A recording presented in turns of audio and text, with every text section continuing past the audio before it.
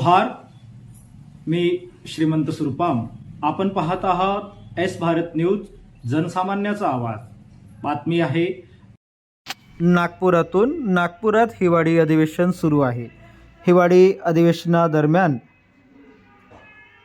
आमदार विजयभाऊ वडेट्टीवार यांनी अहेरी नगर परिषदेचे मुख्याधिकारी गणेश शहाणे यांनी बोगस दिव्यांग प्रमाणपत्र प्राप्त करून नोकरी मिळवली याविषयी प्रश्न लावून धरला आहे. ते आपण काही क्षणचित्रे आपल्या चॅनलच्या माध्यमातून पाहूया.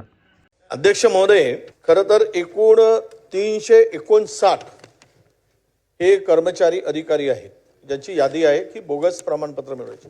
मी स्पेसिफिक आपल्याला सांगतो, अहेरी नगर परिषदेचे मुख्याधिकारी आहेत गणेश शहाणे यांनी दिव्यांग प्रमाणपत्र प्राप्त करून नोकरी मिळाल्याची तक्रार लोकसेवा आयोगाकडून अप्पर मुख्य सचिवांच्याकडे गेली आणि त्यांनी सांगितलं की यांच्यावर गुन्हा दाखल करा, चौकशी करा.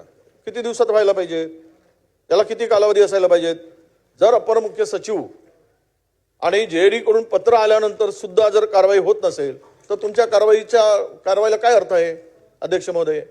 म्हणून हे बघा अध्यक्ष महोदय, आता यांनी 24/10 पुन्हा दुसरं पत्र दिलं आणि तहसीलदारांनी, नायब तहसीलदारांनी जिल्हा सहाय्यक आयुक्ताला पत्र देऊन याच्यावर फसवणुकीचा गुन्हा दाखल करा म्हणून सांगितलं. कुठला राजकीय दबाव येतो एका अधिकाऱ्यावर कारवाई करायसाठी? आणि तो बोगस प्रमाणपत्र.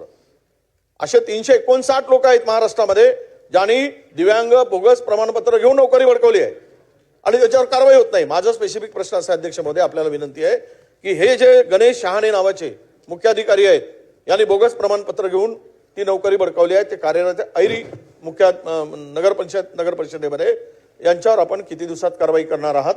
आणि स्पेसिफिक सांगा की कारण सर्व पत्रव्यवहार झालेला आहे, किती दिवसात कारवाई होईल हे सांगावं.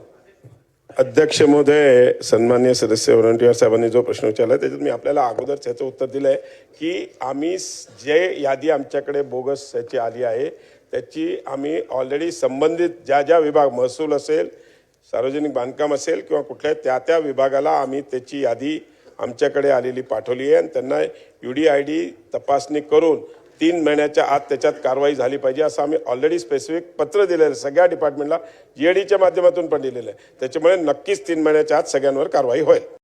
अशाच नवनवीन घडामोडी पाहण्यासाठी आजच आमच्या एस भारत यूट्यूब न्यूज चॅनलला लाईक करा, शेअर करा आणि सबस्क्राईब करा. जोहार.